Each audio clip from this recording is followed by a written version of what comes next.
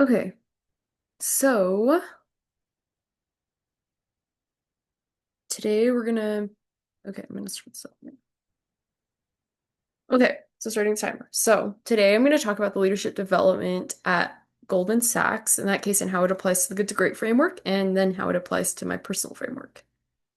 So with the Good to Great framework, so first with the hedgehog concept. So one thing that all of us know about Goldman Sachs is that it's one of the top investment banks in the world, and so it's already pretty highly ranked in mergers and acquisitions. It says it's number one in the case, and they're third for common stock offerings and for IPOs. And they're also known for choosing the best professionals that they can and the ones that are motivated to succeed. So, and that kind of leads us to the culture of discipline. So kind of going along with chapter three of the Good to Great framework, um, when it talks about getting the right people on the bus, um, a big thing with the culture of discipline is that they were only hiring high achievers. So if there were only high achievers there, then it would make it easier to have that culture of discipline in the first place.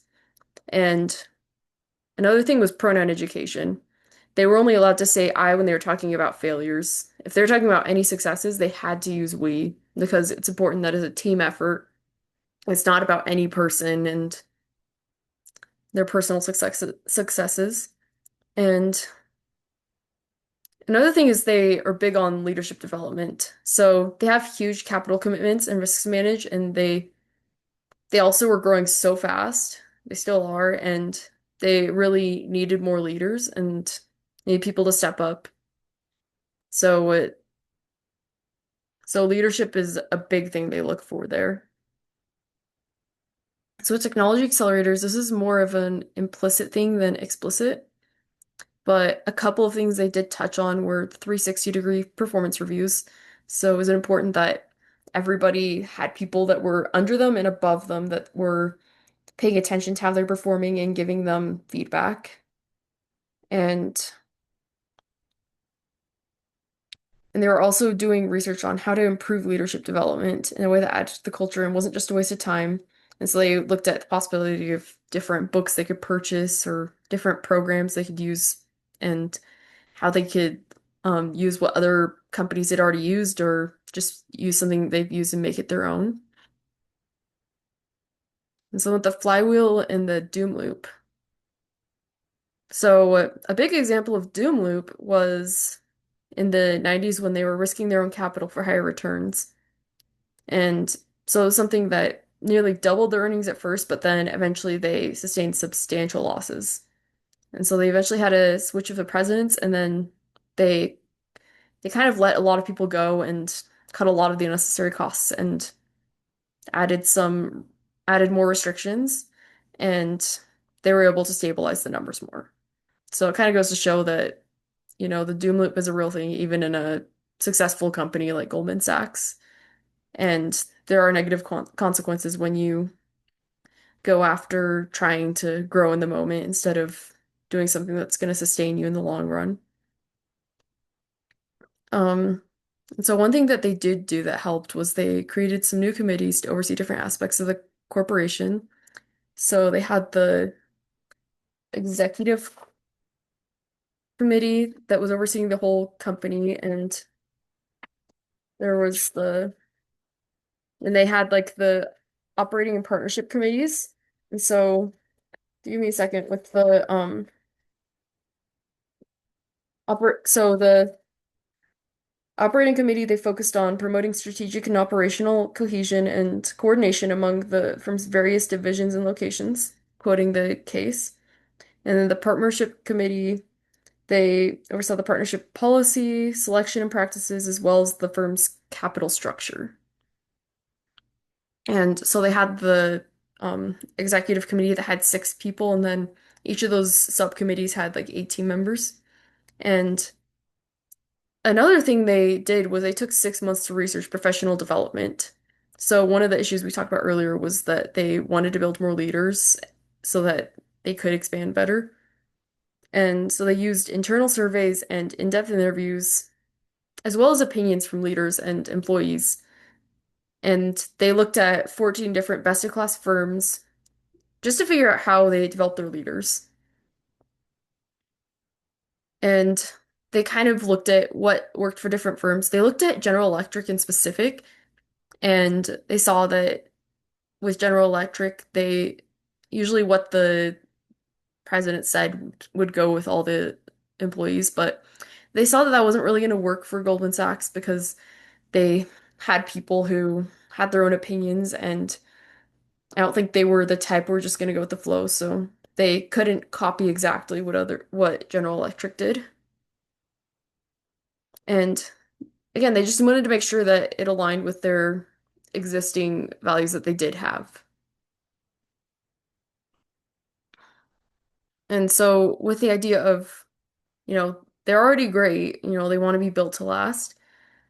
Um, so one thing that I liked was this quote where it says, "Clients are simply in your custody. Somebody before you established the relationships, and somebody after you will carry them on." And so that's on page 3, quoting Weinberg, the one of the presidents in their history. And so one thing they did do was they had an initial public offering because they wanted permanent capital so that the capital structure would be stabilized when people retired. And they knew that they didn't want it to just be a panic every time somebody else stepped down. And there's also 4 different objectives of professional development that they established, but a couple of them that stuck out to me for how they were trying to make sure they were built to last was maintaining the quality and cultural strength amidst rapid growth, and then also keeping talent. So one thing with this company is that usually the employees would stay for about like 2 years and then move on. And then there was also just a lot of new people coming because it was growing. So if they had that culture already established, that it would make it easier to keep it that way when the employees were changing all the time, and they could attract the right people and hopefully people that would stay longer than 2 years. And so with my framework, so one thing that I like that I have heard from this pretty cool professor was finding your why. So it kind of goes along with the hedgehog concept that we saw in both of these cases. Finding what you're good at, and also what you're passionate about, but also making sure that it does line up with your values. That's one thing it didn't talk about as much in either of the cases. So, I mean, for example, I don't think I could ever be a doctor because I don't really like science classes that much. And I don't think I could work at Goldman Sachs because I don't care enough about banking or finance. And another thing is the culture, is the right culture for you. And do you thrive in competition or perform better when it's more laid back? So for me, for example, when I was looking at grad schools, I knew that BYU was not going to be a good option for me because the competitive environments kind of stressed me out. So Idaho State was a perfect ground where I would still do well, but I wasn't going to but it would line up with how I am as a person. And also asking yourself if you're on the right bus. If you're in a major where you're working super hard but just aren't doing well, or if it's just one where you just don't like going to your classes and think the material's dumb, then maybe think if you're in the right place. And then with dreaming, then achieving. So it kind of goes more with the Hinkle case than it does with the Goldman one, but making sure that you're always setting goals to stretch yourself. Don't just set goals that are easy to achieve, but also don't just keep on dreaming and finding things you want to achieve, but have no way to achieve it. So it's important for it to be realistic and also have steps to achieve it, because otherwise it's just a dream. And then deadheading the waste. One thing is taking the things out of your life that just aren't necessary and aren't contributing to anything. For example, during the semesters when I'm doing classes, I usually don't have social media on my phone, and I try to avoid watching shows because it's just taking away from time that I could be using studying and then decompressing afterward and getting rid of the toxic. So, for example, if you're in a job where it's just very toxic for you, or if you have friendships that are just draining you instead of helping you, maybe distance yourself from that. And if it's a bad job, try to look for a job that's better. It's easier said than done. And then if there's anything that just doesn't line up with your visions and your goals, get out of your life. It's like, for example, I have a friend who was teaching a yoga class and it was stressing her out, so she just quit it because it wasn't helping her. And so, in conclusion, there were 3 points I saw from the case, and it kind of relates to the Hinkle case and to the book. So, building the proper culture is the key. Getting the right people on the bus, but also making sure there's a stable culture in place to attract the right people.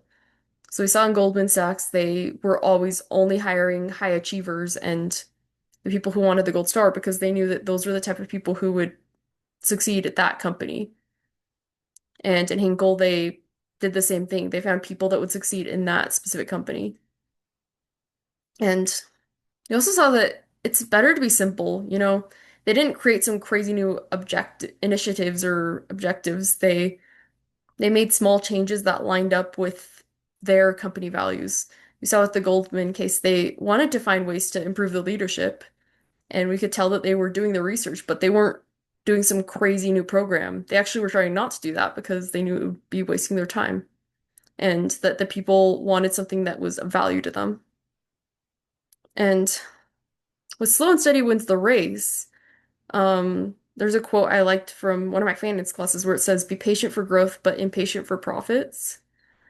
So it obviously you want to make money, as we saw with the hedgehog concept, you want something that is economically sustainable, but you also don't want to just rush to make too much money at once. Because as we saw at the beginning when Goldman Sachs was doing that, ended up they ended up making really good growth the first couple of years and then they lost a bunch of money.